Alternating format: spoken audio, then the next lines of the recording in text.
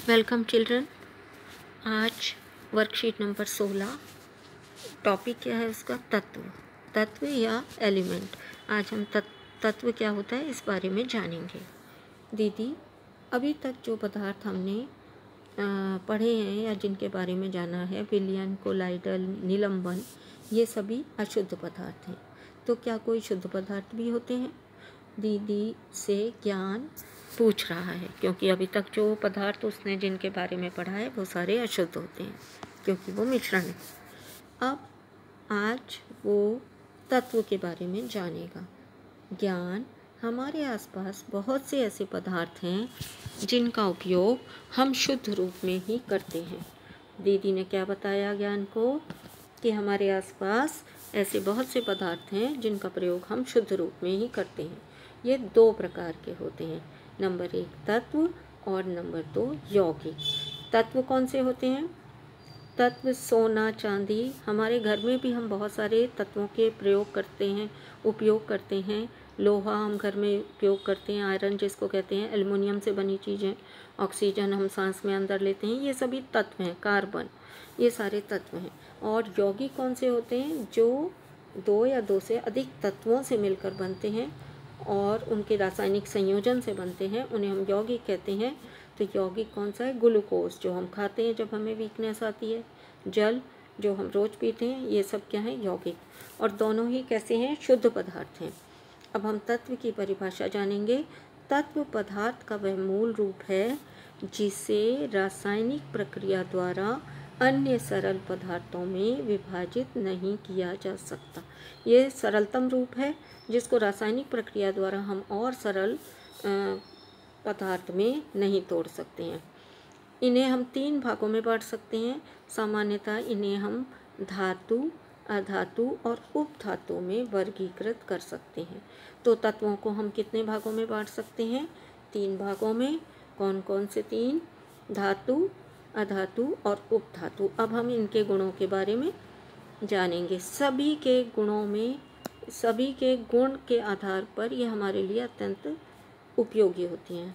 तो हम इनके गुणों के आधार पर अपने दैनिक जीवन में उपयोग में लाते हैं। अब हम इन तीनों तत्वों के गुणों के बारे में जानेंगे, धातु, अधातु और उपधातु। धातुएं आपने पहले भी आप जानते हैं धातुओं के बारे में। धातुएं कैसी होती हैं? चमकीली होती हैं। सामान्यतः धातुएं ठोस होती हैं। कुछ धातु ठोस नहीं भी हो सकती हैं, तरल होती हैं, मगर सामान्यतः ज़्यादातर धातुएं ठोस होती हैं। यह ताप और विद्युत की सुचालक होती हैं, अर्थात इनमें से विद्युत और ऊष्मा को प्रवाहित किया जा सकता है। ताप यानी ऊष्मा, विद्युत दोनों की सुचालक होती हैं। ये तन्य होती हैं। तन्यता का मतलब होता है इन्हें तार में खींचा जा सकता है, इनके तार बनाए जा सकते हैं। जैसे सोना, तांबा, एल्युमिनियम धातुओं के तार बनाए जा सकते हैं। तांबे के तारों का उपयोग हम बिजली के लिए घरों में करते हैं। इसी तरह एल्युमिनियम के तार से हम हैंगर बनाते हैं। तो तारों के अनेक उपयोग हमने अपने दैनिक जीवन में देखे हैं। ये आघातवर्ध्य होती हैं, धातुएं आघातवर्ध्य होती हैं। आघातवर्ध्य का क्या मतलब होता है? इन्हें पीटकर पतली चादरों में या महीन चादरों में ढाला जा सकता है, बनाया जा सकता है। जैसे लोहा, सोना, तांबा, एल्युमिनियम सभी की हम चादर या पतली चादर बना सकते हैं पीटकर। ये प्रतिध्वनिपूर्ण होती हैं। प्रतिध्वनिपूर्ण का क्या मतलब होता है? इन पर आघात करने पर, चोट करने पर ये प्रतिध्वनि उत्पन्न करती हैं और इन्हें हम सोनोरस कहते हैं, रिंगिंग साउंड प्रोड्यूस करती हैं। तो ये प्रतिध्वनिपूर्ण होती हैं। इसके बाद हम जानेंगे उपधातु क्या होती हैं। उपधातु कौन सी होती हैं? वह तत्व जो धातु और अधातु दोनों के गुणों को दर्शाते हैं, दोनों के बीच के गुण होते हैं। कुछ गुण धातु के और कुछ अधातु के होते हैं। ऐसे तत्वों को हम उपधातु कहते हैं। उपधातु के यहाँ पर उदाहरण दिए हुए हैं आपको, बोरोन, सिलिकॉन और जर्मेनियम। ये आपकी उपधातु हैं जिसमें दोनों धातु और अधातु दोनों के गुण पाए जाते हैं। इसके बाद आपको अधातुओं के गुण पढ़ने हैं। अधातुओं के गुण धातुओं से उल्टे होते हैं। ये चमकीली नहीं होती, सामान्यतः चमकीली नहीं होती, ताप और विद्युत की कुचालक होती हैं उसके बाद ये तन्य और आघातवर्धनीय नहीं होती, अर्थात इनके तार नहीं बनाए जा सकते और इन्हें पीटकर पतली चादरों में नहीं बदला जा सकता। ये भंगुर होती हैं। भंगुर का क्या मतलब होता है? भंगुर होती हैं अर्थात जो नीचे गिरने पर टुकड़े टुकड़ों में टूट जाती हैं, इसलिए ये भंगुर कहलाती हैं, भंगुर होती हैं अधातुएं। यह प्रतिध्वनिपूर्ण नहीं होती, अर्थात ये किसी आघात के पड़ने पर रिंगिंग साउंड या प्रतिध्वनि पैदा नहीं करती। सामान्यतः अधातु द्रव्य, द्रव्य गलत लिखा हुआ है, यहाँ पर क्या लिखा होना चाहिए? द्रव। सामान्यतः अधातु द्रव अथवा गैसीय अवस्था में पाई जाती हैं।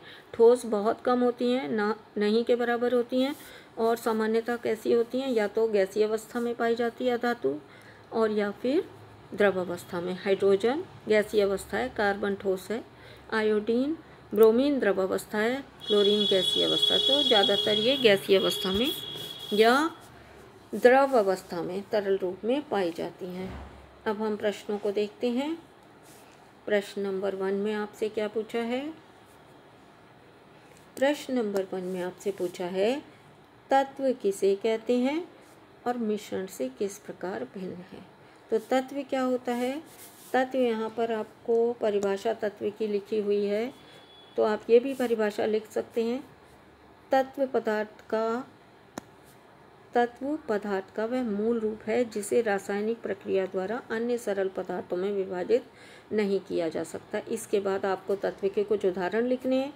यहाँ पर ब्रैकेट में आपको उदाहरण दिए हुए हैं, सोना, चांदी, एल्युमिनियम, ऑक्सीजन, कार्बन, ये सारे तत्व हैं। तत्व में एक ही तरह के परमाणु उपस्थित होते हैं। और मिश्रण क्या होता है? आपने पिछली वर्कशीट्स में पढ़ा है कि मिश्रण क्या होता है। तो मिश्रण को हम कैसे परिभाषित कर सकते हैं? मिश्रण 2 या 2 से अधिक पदार्थों को जब हम किसी भी अनुपात में मिला देते हैं तो मिश्रण तैयार होता है। मिश्रण अशुद्ध होता है, जबकि तत्व कैसा होता है? शुद्ध होता है। क्वेश्चन नंबर 2, खाना पकाने के लिए एल्युमिनियम के बर्तनों का उपयोग किया जाता है। ये आपसे कह रहे हैं कि खाना पकाने के लिए एल्युमिनियम के बर्तनों का उपयोग किया जाता है। यहाँ एल्युमिनियम के कौन से गुण का प्रयोग किया जाता है? तो खाना पकाने के लिए हमें ऐसी उस पदार्थ के बर्तन होने चाहिए जो ऊष्मा का सुचालक हो, ताकि जल्दी गर्म हो और खाना जल्दी पक जाए। यहाँ पर एक गुण और भी यहाँ पर इन्वॉल्व होता है एल्युमिनियम का, वो है आघातवर्धनीय। ये एक अच्छा आघातवर्धनीय है, इसके तरह तरह के बर्तन बनाए जा सकते हैं। और जो गुण हम खाना पकाने के लिए हमें चाहिए, ऊष्मा का सुचालक, अच्छा सुचालक होना चाहिए। तो एल्युमिनियम ऊष्मा का बहुत अच्छा सुचालक है और गैस पर रखने के बाद जल्दी गर्म हो जाता है और खाना जल्दी पक जाता है। तो दोनों ही गुण इसके खाना पकाने के लिए अनुकूल हैं। अच्छा आघातवर्धनीय है और ऊष्मा का अच्छा सुचालक है। क्या कोयला का या कार्बन जिसको कहते हैं का प्रयोग घरों में प्रयुक्त होने वाली तारों के लिए किया जा सकता है? समझाइए। तो पहले आप इसका आंसर जब लिखेंगे तो क्या लिखेंगे? नहीं, हम कोयले या इसका कार्बन का प्रयोग घर में तार बनाने के लिए प्रयुक्त होने वाली तारों के लिए नहीं कर सकते। अब क्यों नहीं कर सकते आप इसका प्रयोग? क्योंकि पहली बात कि नंबर 1, जो कार्बन है वो अधातु है। अधातु होने के कारण इसमें कौन से गुण हैं? अधातु होने के कारण ये विद्युत की कुचालक है। तो आप नंबर 1 पर लिखेंगे विद्युत की कुचालक है। और दूसरी बात, अधातु होने के कारण विद्युत की कुचालक, अधातु होने के कारण तन्य नहीं है, इसके तार नहीं बनाए जा सकते। इसको तारों में नहीं बदला जा सकता क्योंकि ये तन्य नहीं है। और तन्य क्यों नहीं है? यह धातुओं के गुण हैं, इसको तारों में नहीं बदला जा सकता। तो ये 2 गुण के कारण हम घर में बदला जा सकता। इनको तारों में नहीं बदला जा सकता, यह धातु है, ये भंगुर होते हैं और टूट जाते हैं क्योंकि। और दूसरी बात है, ये तार के लिए इसलिए नहीं प्रयोग किए जा सकते क्योंकि विद्युत की कुचालक है अधातु। अधातु होने के कारण ये विद्युत की कुचालक होते हैं। अगला क्वेश्चन हम देखते हैं। नेक्स्ट क्वेश्चन आपसे पूछा गया है। नेक्स्ट क्वेश्चन है, आघातवर्ध्यता और तन्यता को परिभाषित कीजिए। तो आघातवर्धनीयता क्या होती है? आघातवर्ध्यता या आघातवर्धनीयता का मतलब यहाँ पर लिखा हुआ है दोनों की परिभाषाओं में कि इन्हें पीटकर महीन चादरों में बदला जा सकता है। धातुओं को पीटकर, इन्हें की जगह आप धातु लिखिए, धातुओं को पीटकर महीन चादरों में ढाला जा सकता है। इस गुण को हम आघातवर्धनीयता या आघातवर्ध्यता कहते हैं। और उदाहरण कौन से देंगे? कुछ धातुओं के आप उदाहरण दे सकते हैं। ज़रूरी नहीं है आप लोहा, तांबा या सोना ही लिखें, यहाँ पर आप घर में प्रयोग होने वाली और धातुओं के नाम भी लिख सकते हैं। इसके बाद आपसे पूछता है तन्यता क्या होती है। तो जब आप तन्यता की परिभाषा लिखेंगे तो आप लिखेंगे कि धातुओं को तार के रूप में खींचा जा सकता है। धातुओं के तार बनाए जा सकते हैं या धातुओं को खींचकर तारों में बदला जा सकता है।